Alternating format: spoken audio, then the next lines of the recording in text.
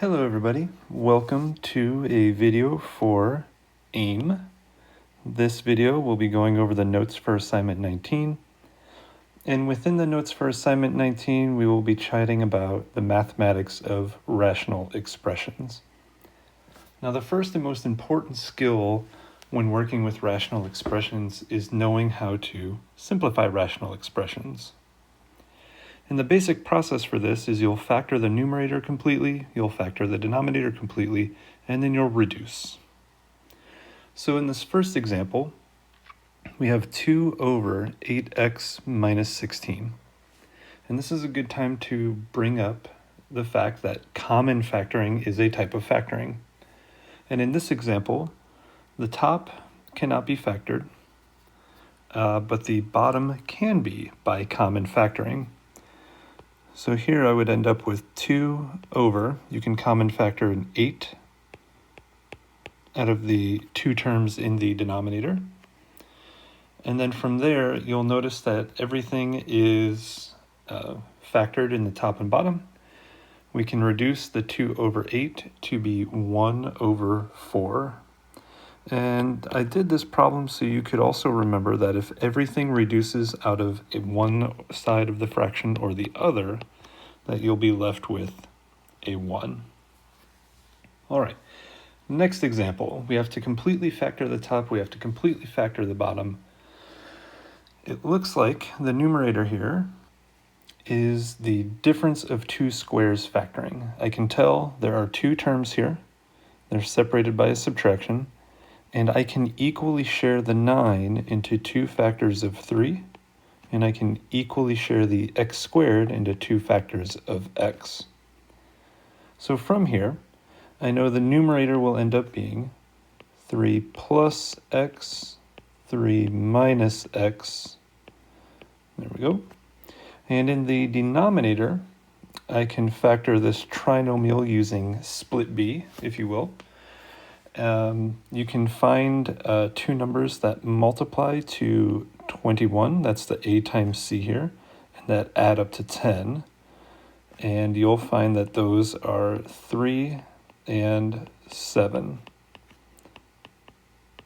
And you can continue the factoring from here, but I promise you that the denominator will be x plus 3, x plus 7.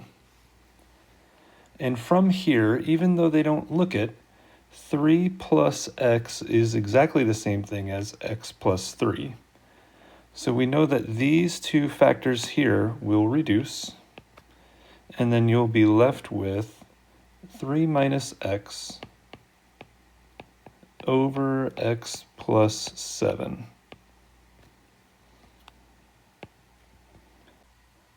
Moving on to the last example over here, you'll need to completely factor the numerator, completely factor the denominator, and the reason for having this example here is not so much the common factoring of the numerator, which would be x. X is what's in common for both terms here. So we would have x times 3x minus 1. And I realize I just messed up on these signs down here in the denominator, so I want to have this be a positive 2x to the 4th and minus x cubed. So once you look at the common factor for the denominator, you can always factor out the smallest exponent of x's out of all the terms. In this case, it's going to be x to the 3rd power. You'll be left with 3x squared plus 2x minus 1. And the reason, again, for doing this is not because of the common factors, but because of what's left after you common factor. Just because you common factored doesn't mean you're done factoring. Completely factoring means looking at this next piece here and seeing if it can factor. X minus 2 didn't factor in example 1. 3 plus x and 3 minus x in the 2 factors in the denominator did not factor further. But this one will. You'll want to look for quadratic factors to see if they factor again. And since this is a 3-term quadratic, you can use your split b factoring method, and I'll let you guys work through that on your own. But you'll end up with this polynomial, or this factoring here. So from here, you can reduce the 3x minus 1s. You can reduce an x with one of these x's. You'll have 2 left over in the denominator. And you'll get a final answer of everything reduced away in the numerator. So again, we'll have a 1 there. We'll have an x squared times x plus 1. Okay, so now that you've seen a few examples of simplifying rational expressions, we can jump up into a slightly more difficult topic, and that being multiplying and dividing rational expressions. And you'll see that these end up being pretty similar operations. So the basic process for multiplication is simplify each fraction as you did in the above 3 examples, and then you'll reduce. So let's take a look at number 1, example 1 here real quickly. We need to simplify the top and the bottom of each fraction. So let's see. It looks like a 4 can be factored out of the numerator in the first fraction. So we'll have x plus 2. The denominator, I will let you guys try factoring the denominator on your own. But trust me, it ends up being x minus 7 squared.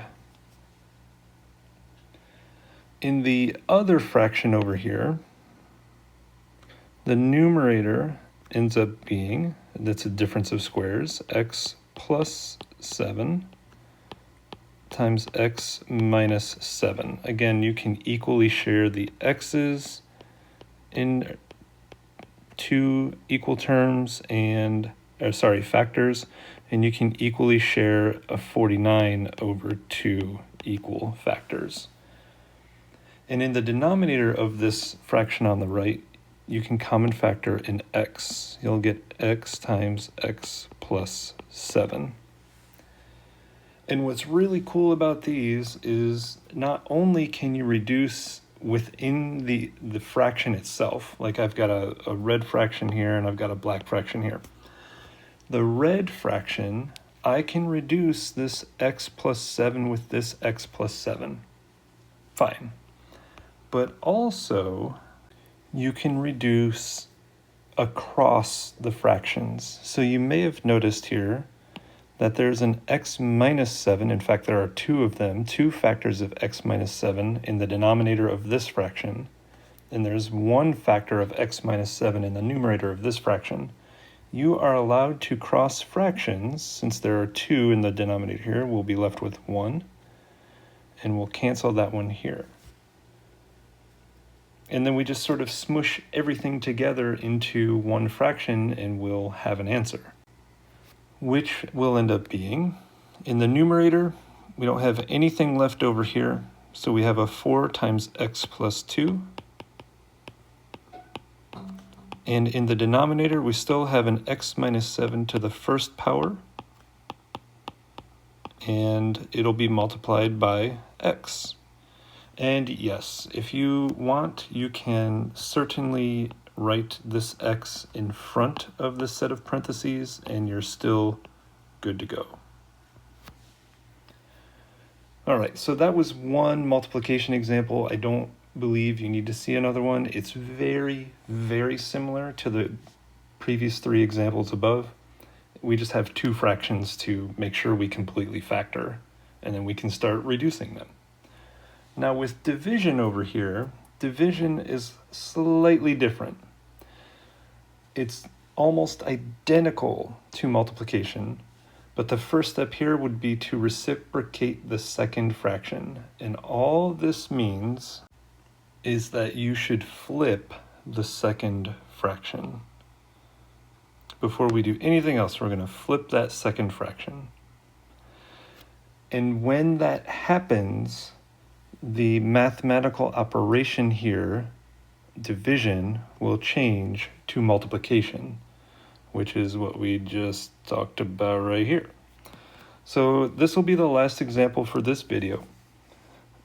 we have x cubed minus 3x squared minus 4x all over x squared minus 16 multiplied.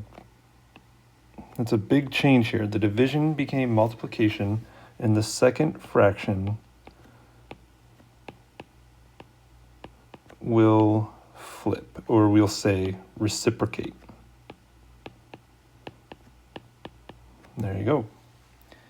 Once you reciprocate the second fraction, you're just multiplying. So completely factor the numerator and denominator of this fraction, completely factor the numerator and denominator of this fraction, and then start reducing things. I'm going to give you a chance. Go ahead, pause the video. I'll come back in 5 seconds. Try to do this yourself.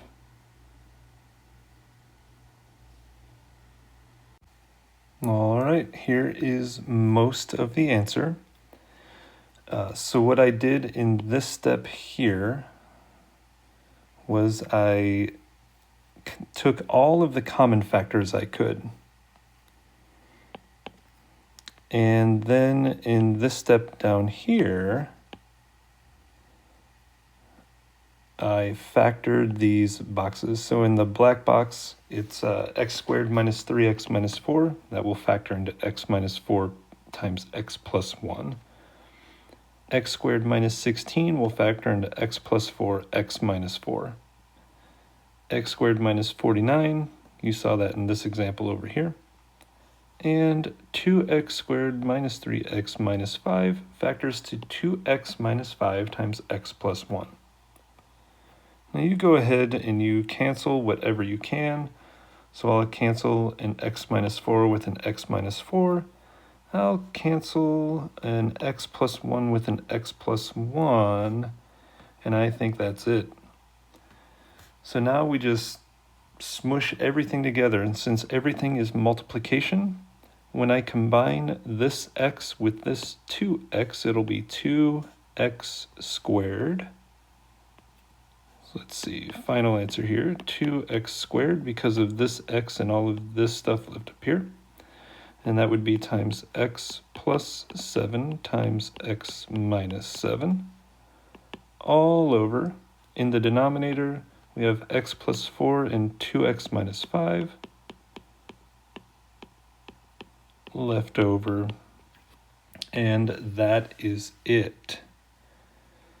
All right, stay tuned for part 2 of this set of notes. I will be covering the addition and subtraction of different rational expressions. So be on the lookout for that video. Good luck, everybody.